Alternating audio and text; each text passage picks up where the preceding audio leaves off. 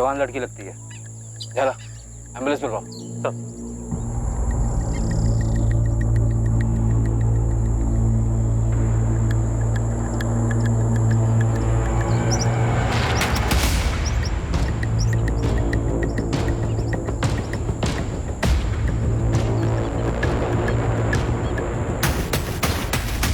Sir आसपास तो कोई सुराग नहीं मिला। बॉडी पर भी कोई आइडेंटिफिकेशन नहीं है। और सर जिस गांव वाले ने बॉडी को स्पॉट किया उसने भी किसी को आता जाता नहीं देखा सर। लाश को इसी बोरी में लपेट कर लाए होंगे और यहीं जलाया होगा, और काफी जलने के बाद इसी बोरी से आग बुझाई भी होगी। हो सकता है सर, क्योंकि बॉडी पर काफी स्ट्रॉन्ग कैरोसिन की स्मेल। बलदेव, जवान औरतों की मिसिंग रिपोर्ट चेक करनी होगी।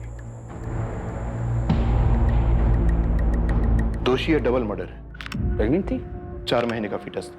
शायद बच्चे को मारने के लिए इस औरत को भी मार डाला गया। काफी यंग औरत, लड़की कहना सही होगा। एज 18 से 23 के बीच की। 18 से 23 का रेंज काफी बड़ा होता है डॉक्टर। फेस के साथ बॉडी भी पूरी तरह से जली हुई है। ऐसी हालत में एक्चुअल एज बताने के लिए थोड़ा टाइम लगेगा। वैसे आपके पास बाकी डायमेंशंस हैं। Height 5 feet 5 inches, weight 55-56 KGs और ब्लड ग्रुप O पॉजिटिव। मौत का कारण? विक्टिम को गला घोंटकर मारा गया। सर 4 महीने पहले हिम्मतनगर से एक लड़की गायब हुई, उसकी फोटोज और डिटेल आई थी। ये इस जंगल वाली लाश के साथ मैच कर रही है सर। नाम मानसी पटेल, उम्र 20 साल, height 5.2, weight 51 KG, blood group O positive. लगभग एग्जैक्ट मैच है, बस वो जंगल वाली लड़की प्रेग्नेंट थी। सर लड़की के घर वालों ने शिकायत दर्ज करवाई है कि इस लड़के ने इस लड़की को भगाया, फैज खान से। मेरा नाम राशिद पठान है और ये मेरी बीवी है। शबनम पठान। 20 वर्षीय मानसी पटेल और 25 वर्षीय फैज खान जब 4 महीने पहले गायब हुए थे, तब दोनों के हताश घर वालों ने जबरदस्ती भागने के आरोप प्रत्यारोप लगाए थे। लेकिन तब ना तो उन्हें पता था और ना ही इन्वेस्टिगेशन टीम को कि इस केस की हकीकत क्या थी और आने वाले दिनों में यह केस कितना घुमावदार साबित होने वाला था। साहब, ये कहाँ लिखा है कि सिर्फ लड़का ही लड़की को भगाता है? अरे आजकल की लड़कियां कुछ कम है क्या? सर इस औरत को बोलिए मेरी बेटी पर उंगली ना उठाए। इस औरत का क्या मतलब? तमीज से बात करो, समझे? इनका लड़का परेशान करता था हमारी मानसी को। जरूर इन लोगों ने कुछ खिला पिला दिया होगा मेरी बेटी को। इन लोगों ने का क्या मतलब है? हमें कोई ऐसा समझ रखा है, अपनी लड़की तो संभाली नहीं जाती है। एक मिनट, जो बजाइए आप लोग, कोई कुछ नहीं बोलेगा। पुलिस स्टेशन है ये तो बोल। इधर आओ, इनको एसआई अपनी के पास लेकर जाओ। आप लोग इनके साथ जाइए और रिपोर्ट लिखवाइए। और अब आप बोलिए। अब मैंने बताया ना, मेरा बेटा फैसल बहुत सीधा है। उसका अपना गैराज है, ऑटोमोबाइल का कोर्स किया उसने, सब अच्छा चल रहा था। इसकी बेटी ने उसे लपेटे में ले लिया है, फांस लिया है उसे। बड़ी मुश्किल से हमने उस लफंगे को अपनी बेटी मानसी से दूर किया है। हम तो अपनी बेटी की ग्रेजुएशन पूरे होने का इंतजार कर रहे हैं ताकि उसकी शादी कर सके। हमारी अपनी बिरादरी। देखिए वो लड़की हमें घर में चाहिए ही नहीं और ना ही चाहिए उस बिरादरी की चिट्ठी। साहब, आप लोग तुरंत इस पे एक्शन लीजिए, वरना मामला सांप्रदायिक बनाकर दोनों तरफ के ठेकेदार इस पर कूद पड़ेंगे। देखिए मैडम, दंगे वंगे छिड़ जाएंगे जो हम बिल्कुल नहीं चाहते हैं। हमें तो बस हमारी बेटी सही सलामत लौटा दीजिए। शांति बनाए रखिए, हम मानसी को ढूंढ लेंगे और पक्का ढूंढ लेंगे। आपके पास उसकी कोई तस्वीर है? साहिल, भाई की तस्वीर होगी ना तेरे मोबाइल पर? दिखा इन्हें। हाँ दिखा दो।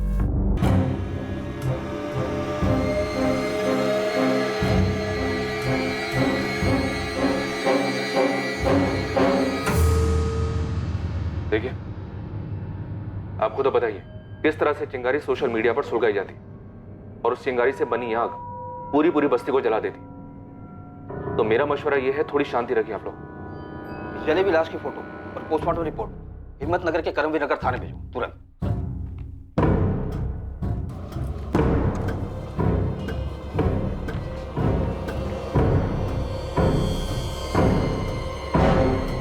लड़की 4 महीने प्रेग्नेंट थी, अब बवाल होगा। दोनों फैमिलीज को हाजिर करो और ये इन्फॉर्मेशन किसी भी सूरत में लीक नहीं होनी चाहिए। बेकार में शहर में दंगे शुरू हो सकते हैं। वैसे शायद ये इन्फॉर्मेशन गलत है। क्यों?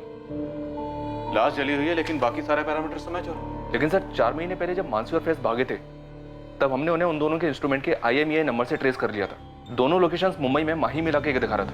और फिर सिर्फ 3 दिन में हम उन्हें मुंबई से पकड़कर वापस ले आए थे। अपने हितेन खबरी ने खोज कर निकाला था कि वो मुंबई के माहिम इलाके में कौन सी जगह है। नमस्ते मैम। माहिम का एक स्टेट एजेंट है बिलाल करके, उसका नंबर और पता है। राजू करके एक मेरा मुंबई का पंडर है, उसको बिलाल बोला था कि उसने फ्लैट तो दे दिया था, लेकिन उनके डॉक्यूमेंट्स फर्जी लग रहे थे। शाबाश हितेन, अच्छा काम किया। मैं उसी रात की ट्रेन से मुंबई पहुंचा और मुंबई पहुंचते ही सबसे पहले बिलाल एस्टेट एजेंट के ऑफिस पहुंचा।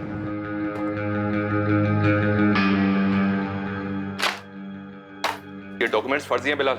सर पढ़े लिखे और शरीफ मालूम हुए और मार्केट डाउन है, इसलिए जो पहले मिला जो पहले आया बस फ्लैट चिपका दिया। ये राशिद पठान दरअसल फैज खान है, हमारे हिम्मतनगर का, और ये मानसी पटेल है। और जो फ्लैट तुमने इन्हें चिपकाया ना, उसका एड्रेस और इस लड़के के ऑफिस का एड्रेस तुरंत दो। फैज वहीं कुरियर कंपनी में जॉब कर रहा था, उसे वहां से उठाया और मानसी एक खाली घर को सजा रही थी, उसे वहां से उठा लिया गया। फिर दोनों को बाई रोड मुंबई से यहाँ हिम्मतनगर ले आए। दोनों बहुत गुस्से में थे।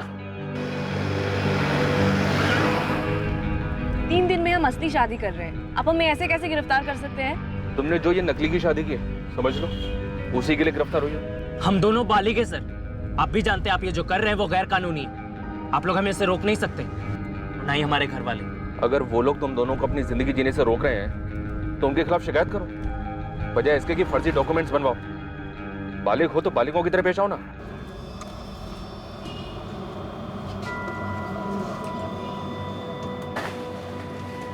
राम जी, सविता जी, अगर आप लोगों ने दोबारा ऐसी कंप्लेन की तो हम कोई एक्शन नहीं लेंगे। लड़की आपकी बालिग है और हमसे 1000 बार कह चुकी है कि वो अपनी मर्जी से फैज के साथ गई थी। इसे ये सब बोलने के लिए मजबूर किया जा रहा है। मुझे किसी ने मजबूर नहीं किया है। तू चुप रह, मुंह बंद रख। चल घर चल तू, चल। अरे नईम जी, देखिए ये आपका घरेलू मामला है, अगर आप इसे घर में ही निपटा लें तो अच्छा है। कानून बालिगों का साथ देगा, बिरादरी का नहीं। जब गायब हुए थे तो ये इन्फॉर्मेशन आप लोगों ने सभी पुलिस स्टेशन में भेजी होगी, हमेशा की तरह। पूरे स्टेट के हर एक थाने में भेजी गई थी, पूरी डिटेल और तस्वीरों के साथ। और जब वापस मिल गए, घर वालों को लौटाए गए, क्या ये इन्फॉर्मेशन भी बाकी पुलिस स्टेशन को दी गई कि दोनों मिल गए? शायद मिस कर दिया सर। गलती यही हुई। प्रांतीय पुलिस को अभी भी लग रहा होगा कि दोनों गायब हैं, इसलिए दौड़ 2-4 हुए। एक मिनट सर, ये भी तो हो सकता है हम मानसी और फैज को 4 महीने पहले वापस लेकर आए थे। ऐसा भी तो हो सकता है कि ये दोनों फिर से कहीं भाग गए और मानसी के साथ कुछ हुआ हो।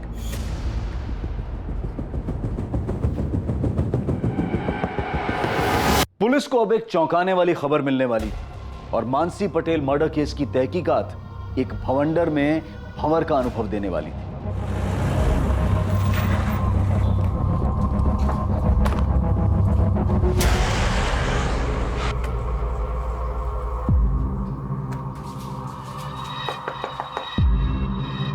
सविता जी, मानसी कहाँ है? दास जी, मैं कुछ पूछ रहा हूँ आपसे। मुझे नहीं पता फैज कहाँ है। 4 दिन हो गए उसे भागे हुए। फिर से वो कमीना उसे भगा के ले गया, वही फैज।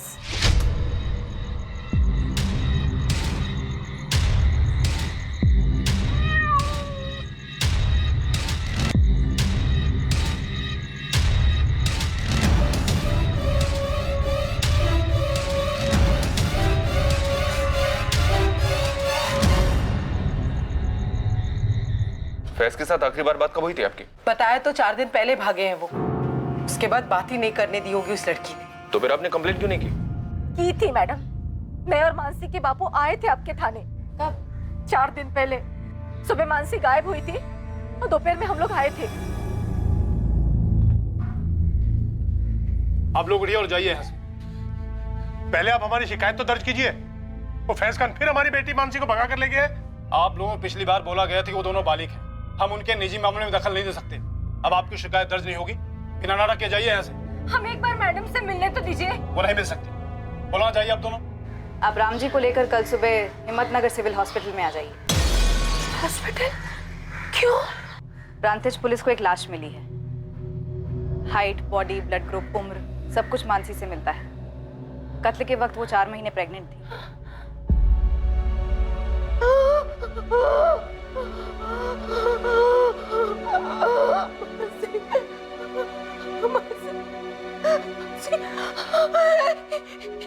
ये क्या कर दिया हमारी मानसी को? क्या कर दिया मानसी को? राम जी, ये मानसी ही है। साहब, फैज हमारी सुनता ही नहीं था। इस बार पक्का इरादा करके भाग गया वो उस लड़की के साथ। तो आखिरकार आप कबूल करते हैं कि आपका बेटा फैज खुद अपनी मर्जी से मानसी के साथ भागा था? 1000 बार समझाया उसे, लेकिन उसके सर पे जैसे कोई जुनून सवार था। मानसी को कुछ दिखाई नहीं दे रहा था, उसे कुछ सुनाई नहीं दे रहा था। हमने तो अपने समाज के गुरुजी से भी बात करवाई थी उसकी। मौलवी साहब भी आए थे घर पर फैज को समझाने के लिए।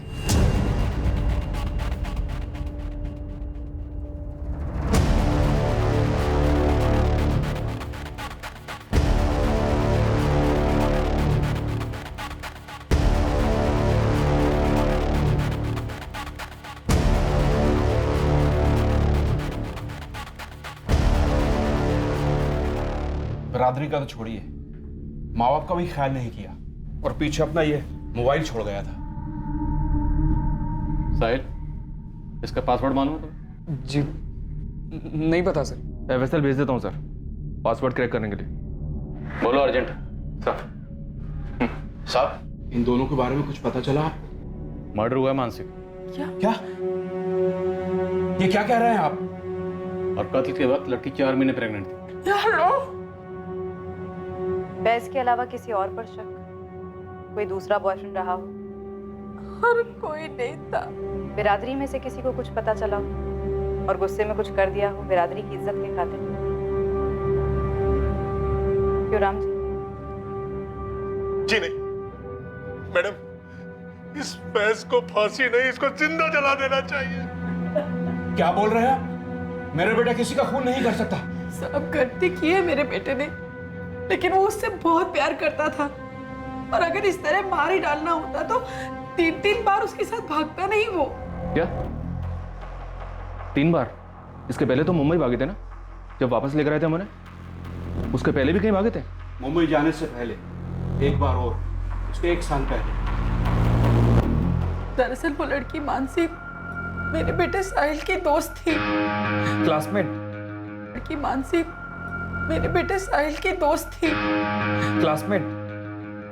क्लासमेट थी sir. Happy birthday to you. Happy birthday to you. Happy birthday to you. Happy birthday dear Sahil. Happy birthday. अरे पहली बाइट फैमिली को।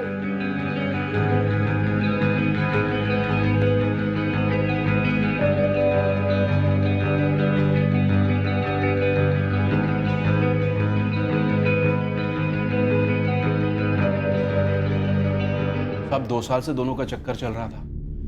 फैज उसे गैराज के ग्राहकों की गाड़ी में घुमा रहा था। ये गैराज फैज का अपना? जी साहब, फैज और उसके 2 दोस्त हेतल और चेतन ने मिलकर खोला था। उस बीच फैज और मानसी के बीच क्या चल रहा था ये हम लोगों को बिल्कुल मालूम नहीं था। इस चक्कर के बारे में तो साहिल को भी कुछ नहीं पता था। जी नहीं मालूम था सर। पहली बार साहब जब फैज रात को देर से आया तो हम लोग बहुत परेशान हो गए थे। रात भर ढूंढा हमने उसे, पर वो कहीं भी नहीं मिली। हम पुलिस के पास जाने के लिए निकल ही रहे थे कि मानसी वापस आ गई।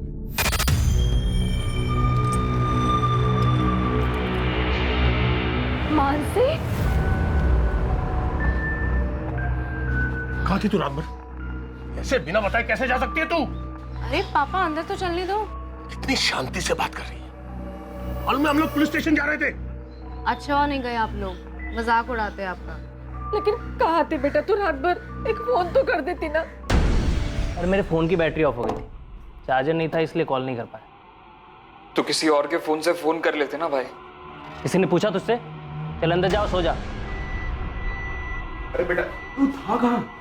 यहाँ हम सब, मेरा मतलब है मेरे दिल को कुछ हो जाता तो? तौबा अब्बू, कुछ भी ना बोली। अरे मेरा एक दोस्त है अब्दुल, आप उसे नहीं जानते, तो एकदम से अहमदाबाद ले गया मुझे। उसकी कोर्ट मैरिज थी ना, तो गवाही देने गया था। गवाही देने? कोर्ट में? क्यों? कोई दूसरे कौम की लड़की थी? रश्मि नाम है मेरी फ्रेंड का, रश्मि शर्मा। शादी कर रही थी वो अब्दुल शेख के साथ। तू ही मिली थी उसे गवाह बनाने के लिए? अरे पापा वो मेरी बहुत अच्छी फ्रेंड है कंप्यूटर क्लासेस से। देख मानसी, ये तेरी पहली गलती थी, इसलिए हम लोग तुझे माफ कर देते हैं। पर एक बात तो अच्छी तरह से समझ ले कि अगर ऐसा काम मेरी अपनी बेटी भी करती ना और कोई लड़की उसकी गवाह बनती किसी और धर्म के लड़के के साथ में शादी करने के लिए, तो मैं अपनी बेटी और वो लड़की दोनों की खाल खींच लेती। समझे तो? समझा आपकी बात, बट ये अब्दुल कोई गैर कानूनी काम नहीं कर रहा है, तभी तो कोर्ट मैरिज कर रहा है। बाकायदा मियाँ बीवी अपना अपना मजहब मानेंगे। आपको डरने की कोई जरूरत नहीं, मैंने कुछ गलत नहीं किया, और ना ही रश्मि और अब्दुल ने। फैज,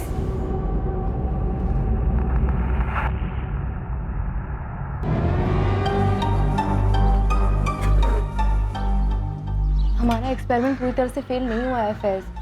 हाँ, ये तो एक दिन के लिए था, और अगर हम 5-6 दिन के लिए भागे, तुम्हें क्या लगता है हमारे माँ बाप पुलिस में नहीं जाएंगे?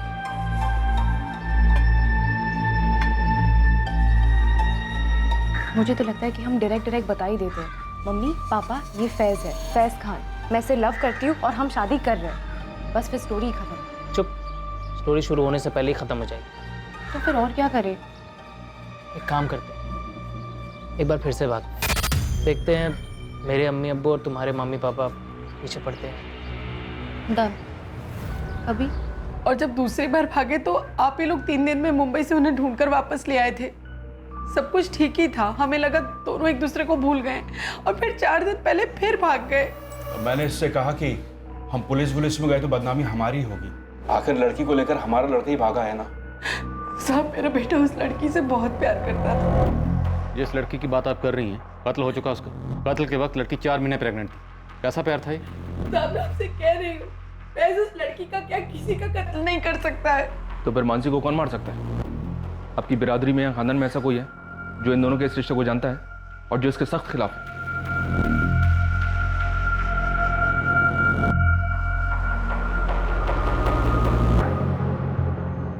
फैज ने नहीं तो किसने और क्यों मानसी का कत्ल किया?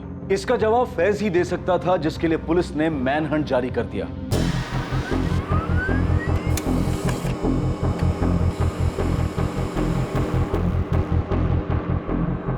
पूरे गुजरात, मुंबई और आसपास के सभी छोटे बड़े शहरों में फैज खान के डिटेल्स भेजे गए। हर मुमकिन खबरी नेटवर्क को एक्टिव किया गया। एक लड़का और एक लड़की जो एक दूसरे से बेहद प्यार करते थे और पहले भी 3 बार भाग चुके थे, वो उसका मर्डर क्यों करेगा? पर इस केस के कुछ और पहलू थे जो आगे जाकर खुलने वाले थे।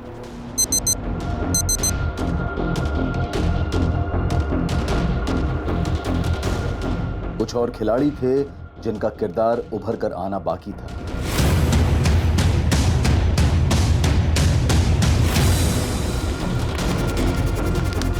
पर फिलहाल सारा शहर तनाव की गिरफ्त में आ चुका था। कौमी फसाद करवाने वाले घात लगाए बैठे थे। पुलिस जबरदस्त दबाव में थी फैज को ढूंढकर मानसी के कत्ल की सच्चाई को सामने लाने के लिए। पर इस सब के परे दूर, काफी दूर एक और कहानी लिखी जा रही थी। असल में कलम से कागज पर लिखी जा रही थी।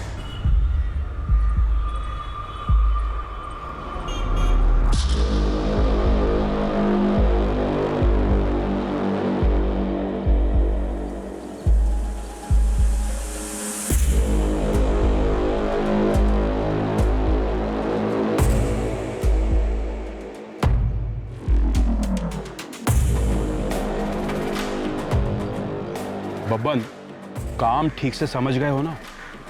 नहीं भाई, ये हमारा रोज का काम है, फिक्र मत कीजिए, आपका काम हो जाएगा।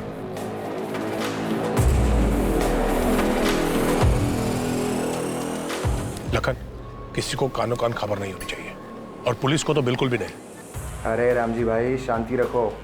आपने बोल दिया ना मामला घरेलू है, बस घर तक ही रहेगा। अब ये घरेलू मामला नहीं रहा साहिल। मानसी का मर्डर हुआ, और मर्डर के वक्त वो 4 महीने की प्रेग्नेंट थी।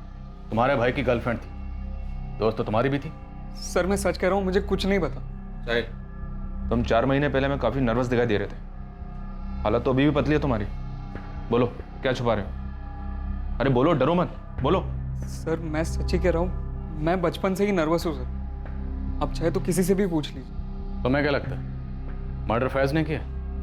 मानसी तुम्हारे भाई फैज की गर्लफ्रेंड थी। जब प्रेग्नेंट हुई तो मार डाला उसने। नहीं नहीं सर, मुझे नहीं लगता भैया ऐसा कुछ भी कर सकता। तुम्हारे कॉल रिकॉर्ड्स आजकल में आने वाले हैं। अगर हमें पता चला कि तुमने कुछ झूठ बोला है या हमसे कुछ छुपाया है, तो बॉस, तुम्हारे भाई की कुटाई बाद में होगी, उसका ट्रेलर पहले तुम देखो। अपने दोस्त फैज को बचाने की कोशिश भी मत करना। सच कह रही हूँ, चेतन और हेतल तुम्हारे नटबोल्ट खोले जाएंगे। मैडम हम खुद परेशान हैं कि फैज कहाँ है और क्या हुआ है उसके साथ में। मैडम हम पूरे दावे से कह सकते हैं कि फैज ने मानसी का मर्डर नहीं किया है। हमें लगता है कि जात पात के चक्कर में उसका भी किसी ने मर्डर कर दिया है। तो कौन है, नाम लो। डरो मत, हम हैं। किसी का नाम नहीं ले सकते हम, क्योंकि हमें सच में मालूम नहीं है। मालूम नहीं है या डरे हुए हो? डरना है तो हमसे डरो। और जब फैज कांटेक्ट करे तो उसे बता देना कि मासूम है तो बाल भी बांका नहीं होगा। और अगर उसने कुछ किया है तो छुप ले जब तक छुप सकता है। ढूंढ तो हम उसे लेंगे ही।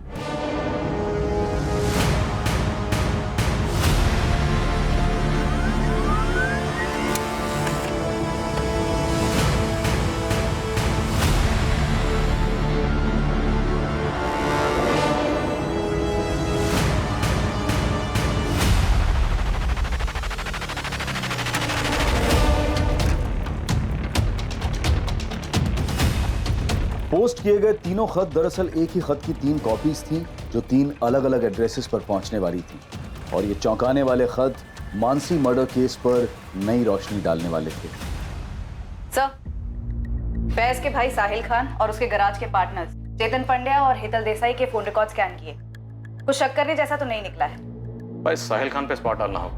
वो जिस तरह से नर्वस रहता है, उसकी बॉडी लैंग्वेज से लगता है कि फैज खान के बारे में पक्का कुछ जानता है। और ये एक लेटर है आपके नाम। आज के जमाने में लेटर कौन भेजता? किसने भेजा? फैज खान?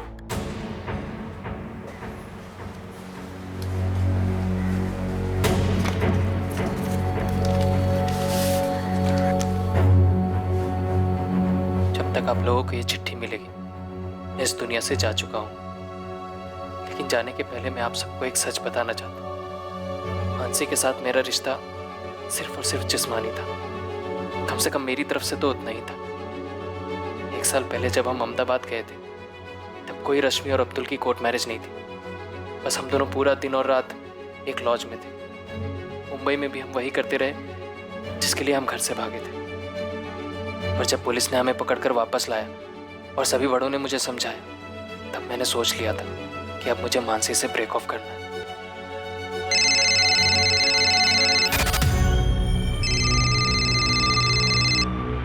हाँ बोलो। लेकिन मानसी ने मुझ पर एक बॉम्ब डाल दी। ऐसा कैसे हो सकता है? तुमने तो कहा था सेफ है। तो हो गया तो मैं क्या कर सकती हूँ? अब हमें शादी करनी होगी फैज। हम अहमदाबाद चले जाते, कोर्ट मैरिज कर लेते कल ही।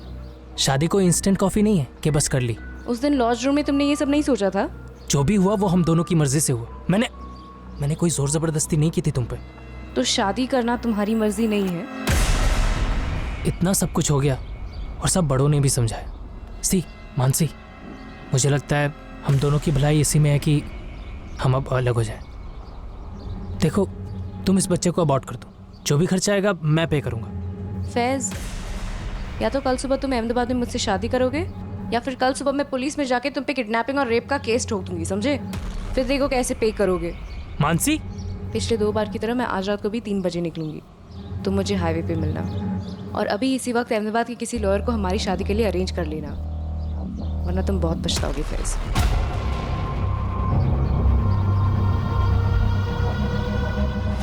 मेरे पास कोई चारा नहीं था, तो मैं अगले दिन उसको लेकर निकल पड़ा अहमदाबाद के लिए। लेकिन हम अहमदाबाद, पर हम यहाँ प्रांतिज में क्यों रुकेंगे और इस सड़ियल घर में क्यों? क्योंकि मेरी माँ वहाँ अहमदाबाद में पुलिस हमें ढूंढ रही होगी।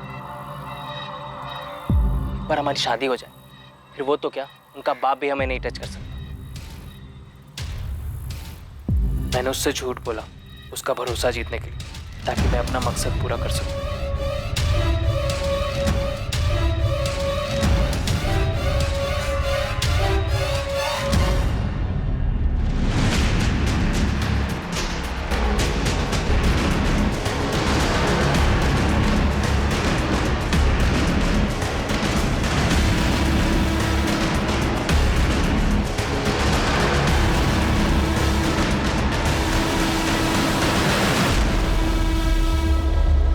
उम्र कैद नहीं देना चाहता, बस जाते जाते आप सबसे इतना कहना चाहता हूं कि इस मसले को धर्म वाला मसला ना बनाया जाए।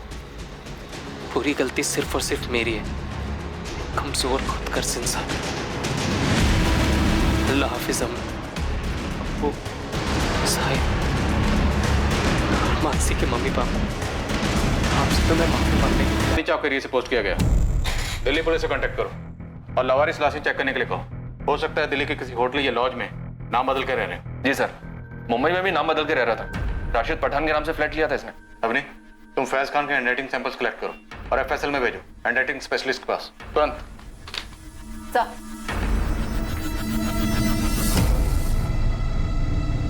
अब तो पुलिस को भी कोई शक नहीं होना चाहिए कि हमारी मानसी को इस फैज ने ही मार डाला। मैं तो शुरू से ही कह रहा था कि लड़का गलत है, गलत है।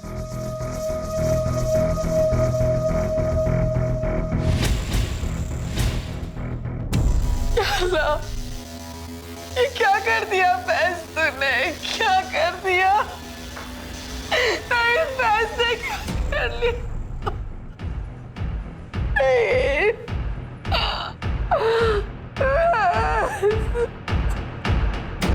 इस केस की कई परतें खुलने लगी थीं और कुछ परतें उस लेटर में थीं जिसका वेरिफिकेशन फॉरेंसिक लैब करने वाली थी।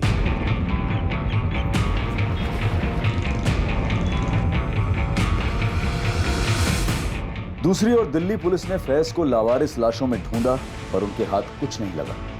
लेकिन यहां तीसरी ओर प्रांतिज पुलिस, जिन्हें मानसी की लाश मिली थी, उनके हाथ कुछ लगा जरूर था।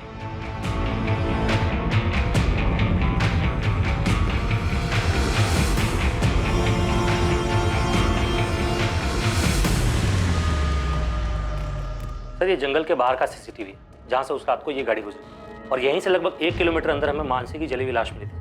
पोस्टमार्टम रिपोर्ट भी यही कहती है कि लाश रात को 1 से 1.5 के बीच चली थी और ये कार 1:33 पर वहां से निकली। हो सकता है कि इस कार में मानसी की लाश लाई गई हो और ये आदमी फैज से कनेक्टेड हो। जाला, इस कार को ट्रेस करो। वैसे भी हमें काफी देर हो चुकी है, काश ये फुटेज हमें काफी पहले मिल गई होती। यहां प्रांतिज पुलिस को एक रहस्यमयी गाड़ी की लीड मिली और वहां हिम्मतनगर पुलिस के हाथ भी एक बहुत बड़ा सुराग लगा जब फाइनली फैज के सेल फोन के पासवर्ड को क्रैक कर लिया गया और अब सामने आया एक चौंकाने वाला नया angle. Happy birthday, dear Sahil.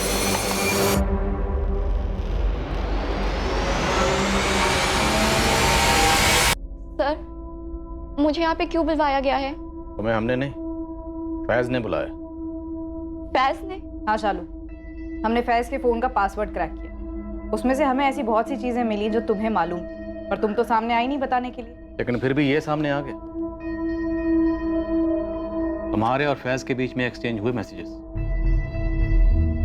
रोजाना मैसेजिंग होती थी और ढेरों कॉल्स भी। हाँ सर, पर हमारे पीछे ऐसा कुछ नहीं था।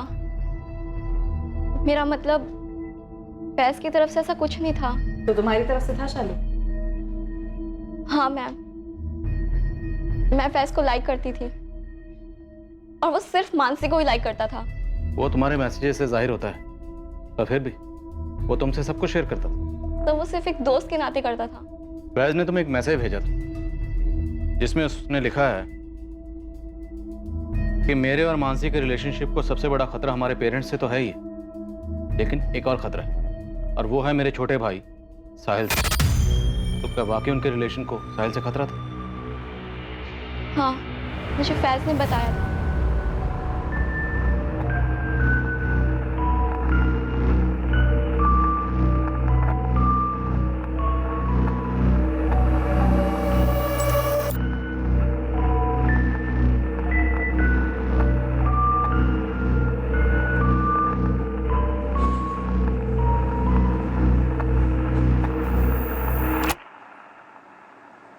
एक्चुअली मानसी फैज को साहिल के बर्थडे पर मिली थी 1 साल पहले ही, और उस दिन साहिल मानसी को प्रपोज करने वाला था।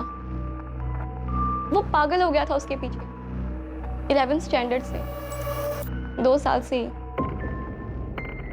सो कैसा लगा केक बर्थडे बॉय? बहुत ही अच्छा। अच्छा सुन, तूने अपने हैंडसम से फैज भाई को बुलाया क्या? हाँ, अच्छा वो मानसी आ रही है ना? अरे यार, कब तक ऐसे शाय फील करता रहेगा? आज तो बोल दे उसको तेरा बर्थडे है। हाँ यार शालू, मैंने ना आज डिसाइड कर लिया कि मैं मानसी को प्रपोज करके ही रहूँगा। कुछ भी हो जाए। अरे पहली बाइट फैमिली उस दिन 2 लोगों के दिल टूटे थे सर। एक तो साहिल का ऑब्वियसली, और दूसरा मेरा। तो इस बात की तगड़ी पॉसिबिलिटी है कि साहिल ने फैज और मानसी को मारा होगा, और वो लेटर्स भी उसी ने पोस्ट किए होंगे। क्या बात कर रहे हैं सर? साहिल एक मक्खी तक नहीं मार सकता। शालू, तुम्हें सब कुछ खुद आकर बताना चाहिए था, पर अब साहिल बताए। परेश, हाँ साहिल। सर मेरी बात सुनिए सर, साहिल ऐसा नहीं कर सकता। सर मेरी बात समझिए तो सी, वो नहीं करेगा ऐसा।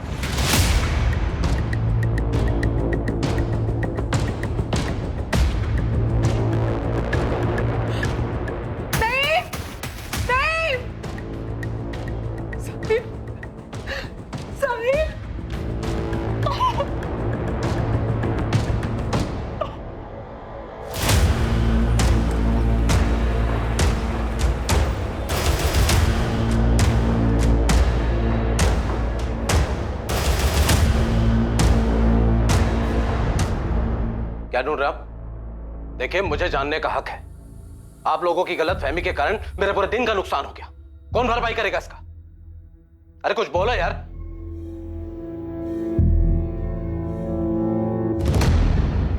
क्या है ये? रात में मेरी गाड़ी बस रास्ते से गुजर रही है, और क्या? ये उस रात की फुटेज है जब जंगल में एक औरत की लाश ठिकाने लगाई गई थी। तो मैंने ठिकाने लगाई। तुम्हारी गाड़ी गुजरी जंगल से। शॉर्टकट रास्ता है। मेरे अलावा वहां से हजारों लाखों गाड़ियां गुजरती है, और गुजरती भी रहेंगी। उस रात तुम क्या कर रहे थे वहां पर? रंजीत में मेरी बेटी का घर है, नादी का जन्मदिन था। हिम्मतनगर से वापस आ रहा था, और आप यहां पर बैठकर लाश वाश की बात कर रहे हैं। सर, गाड़ी में कुछ नहीं मिला सर। ठीक है, तुम जा सकते हो। खाली पीली टाइम खोटी करके रख दिया है। बेकार में कुछ ज्यादा नहीं चिल्ला रहा था ये? चोर की दाढ़ी में तिनका। सर, इस अरविंद पारी के पीछे खबरें लगा देता। साहिल कहाँ है? साहब, हम बोल तो रहे हैं, हमें नहीं मालूम। नहीं, तुम्हें अल्लाह का वास्ता, हम एक बेटा खो चुके हैं, दूसरा नहीं खोना चाहते। लेटर इन्हें दे दो, दे दो।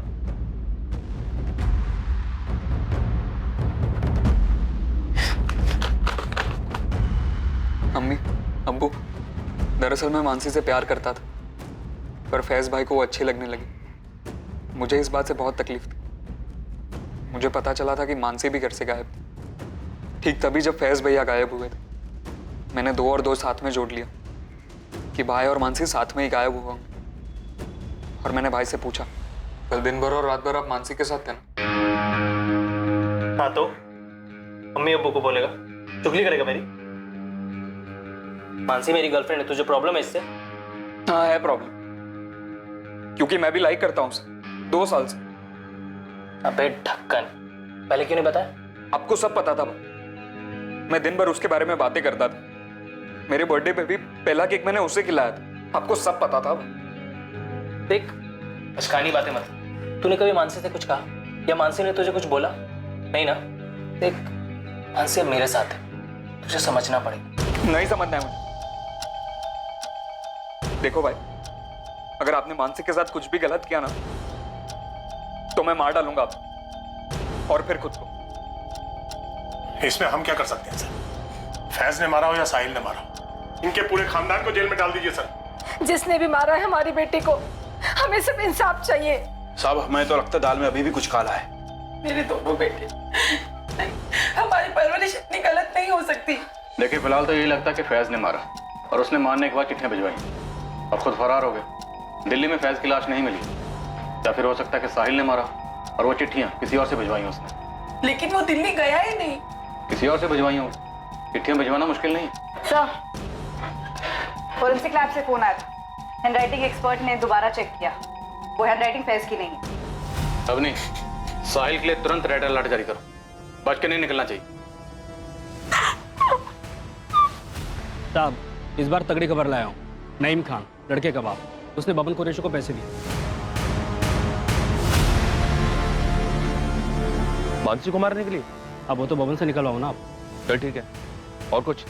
ये तो आधी खबर है साहब, और एक सुपारी गई थी। अब किसकी? रामजी पटेल, लड़की का बाप, उसने हिस्ट्री सेटर लखन पांडे को पैसे दिए। भैंस की सुपारी? ये क्या खिचड़ी है? खिचड़ी उनकी अम्मा बोलिए साहब, और आगे भी सुनिए। जैसे ये फैज का सुसाइड वाला स्टोरी निकला ना, रामजी पटेल ने तुरंत लखन पांडे को फ़ोन करके कॉन्ट्रैक्ट कैंसिल कर दिया। मैं तो कहता हूँ साहब, नईम खान और रामजी पटेल को टटो। सर, चोर की दाढ़ी में तो वाकई बहुत बड़ा तिनका दिखा सर। कोई कनेक्शन मिला उस अरुण पारिक का?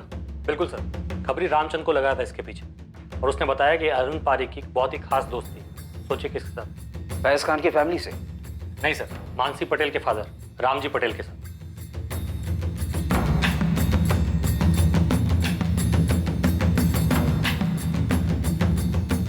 तो इस रामजी पटेल ने अरविंद पारिक के जरिए अपनी बेटी को मरवाया? कोई पहला केस नहीं है सर, ऑनर के लिए। और ये लड़की तो पहले ही 2 बार भाग चुकी है उस लड़के फैज खान के। झाला, हिम्मतनगर के कर्मनगर थाने में फोन करो। जी जी झाला सर, जी थैंक यू सो मच। कौन था मानसी पटेल का कातिल? क्या फैज ने सुसाइड किया था? क्या वो जिंदा था? क्या मानसी के पिता रामजी पटेल ने पहले अपनी बेटी मानसी को मरवाया और फिर शायद फैज का कत्ल प्लान किया ताकि शक फैज पर आए? या फैज के पिता नईम खान का मानसी और शायद फैज की भी हत्या में हाथ था? एक तरफ आशिक साहिल खान भी पुलिस की रडार में एक तगड़ा संदिग्ध था। यह संभावना भी कमजोर नहीं थी कि फैज ने ही मानसी को मार डाला था और किसी और से लेटर लिखवाकर फरार हो गया था। परेश सर, ये दोनों हिस्ट्री शीटर्स पांडे और कुरैशी, जिसको नईम खान और रामजी पाटिल ने सुपारी दी थी, दोनों के पीछे लग जाओ। सर अवनी, साहिल खान, तुम्हें जो करना करो, लेकिन ये साहिल खान मुझे आज के आज अपने कैबिन में चाहिए। जी सर। हाँ बोलिए तेन। ईडर में हूँ मैडम, और वो आपका साहिल खान भी इधर ही है। बड़ा पॉइंट टिप दिया था मेरे को। पता कर कहाँ रह रहा है और पीछा कर, मैं पहुंच रही हूँ। जी मैडम।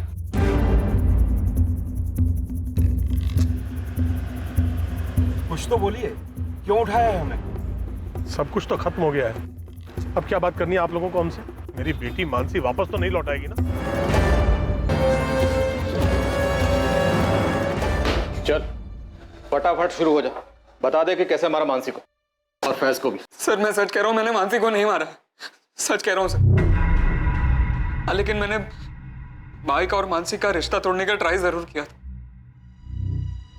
जब पहली बार भाई और मानसी भागे थे और मेरा भाई से झगड़ा हुआ था, तब ना मेरे अम्मी अब्बू को पता था मानसी के बारे में और ना मानसी के माँ बाप को पता था, पर मैंने उन्हें बताया। हेलो रामजी पटेल, तुम्हारी बेटी मानसी कल दिन भर और रात भर फैज खान नाम के एक मैकेनिक के साथ थी। क्या बकवास कर रहे हो? कौन हो तुम? शुभचिंतक बोल रहा हूँ। संभाल लो मानसी को, वरना उसकी जिंदगी तो बर्बाद होगी, साथ में खून की नदियां बहेगी वो अलग। जब दूसरी बार वो लोग भागे तो मेरी जान ही निकल गई थी। सोचा वो लोग शादी वादी कर लेंगे तो, लेकिन फिर आप उन्हें वापस पकड़ कर लाए। तब मैंने सोचा कि अभी नहीं तो कभी नहीं। फिर मैं मानसी से मिला सर। मानसी, दरअसल मैं तुम्हें 2 साल से ये बात करना चाह रहा था, पर कभी हिम्मत ही नहीं कर पाया। क्या? Actually I love you. Sahil, क्या मैंने तुझे कभी कोई सिग्नल? तू मेरे लिए बस एक ओके, मत कहो। तो तुमने क्यों कहा इडियट? तुम मेरे लिए एक बहुत ही गुड और स्वीट फ्रेंड हो, और फैज के बाद उसके छोटे भाई। तो ये नॉनसेंस ना अपने दिमाग से निकाल दे। वो तो मुझसे नहीं होगा। फैज से मैं ब्रेकअप कर चुकी हूँ। हमारे बीच जो कुछ भी हुआ, अगर मैं उसे बुला सकती हूँ ना। साहिल तुम बात ही मत करो। देखो, फैज भाई को ये मीटिंग के बारे में कुछ मत बताना प्लीज। मानसी, तुम्हें मेरी कसम।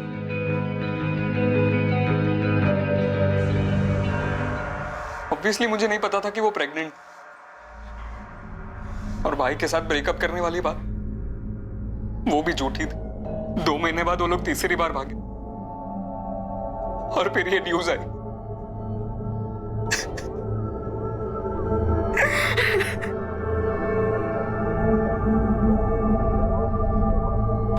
सर, परेश सर नईम खान और रामजी पटेल को ले आए।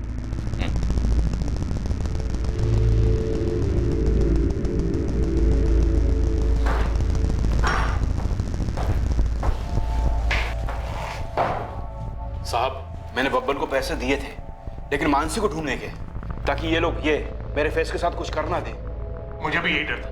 मुझे फैज को अपने कब्जे में रखना था ताकि ये लोग मानसी को छोड़ दें, लेकिन उस फैज ने ही मानसी को मार दिया और मेरे फैज ने खुद की जान ले ली। फैज की लाश नहीं मिली अभी तक। दिल्ली पुलिस ने सारी लावारिश लाशें चेक कर ली। सब हो सकता है खुदकुशी ना की हो, इन्हीं लोगों ने मरवा दिया हो। क्या पकड़े हो? कुछ भी बोल छड़ा। शुरू से देख रहा हूं तुम दोनों को, बबन कुरैशी और लखन पांडे यहीं दोनों 24 घंटे में यहीं उल्टे लटके होंगे। फिर देखता हूं तुम दोनों को क्या बोलते हो। इस केस में कुछ ऐसे खिलाड़ी थे जिनका इस केस से कोई ताल्लुक नहीं था। कुछ ऐसे लोग जो किसी अनजान चिता पर अपने मतलब की रोटी सेक रहे थे। नीलेश बारोट एक इंश्योरेंस एजेंट, मोहित मकवाना एक सरकारी डिपार्टमेंट में आर्किटेक्ट,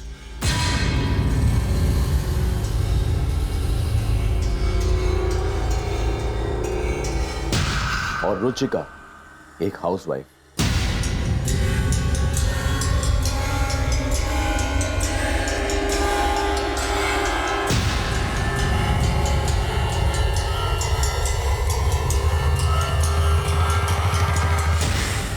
अहमदाबाद के एक इंश्योरेंस एजेंट, एक आर्किटेक्ट और एक हाउसवाइफ का हिम्मतनगर में हुई इस इंटर कम्युनिटी लव स्टोरी और भयंकर मर्डर केस के साथ क्या ताल्लुक है, इसका चौंकाने वाला खुलासा हम करेंगे कल रात इस केस के दूसरे और आखिरी भाग में। पर सबसे बड़ा खुलासा जो होगा वो ऐसा होगा जिसकी एक लंबे अरसे में आपने कल्पना भी नहीं की होगी। अब मैं अनूप सोनी आपसे विदा लेता हूं, फिर मुलाकात होगी एक और नए केस के साथ। और याद रखें, क्राइम और आपके बीच में सिर्फ इतना फर्क है कि आप कितने सतर्क हैं। सतर्क रहें, सुरक्षित रहें।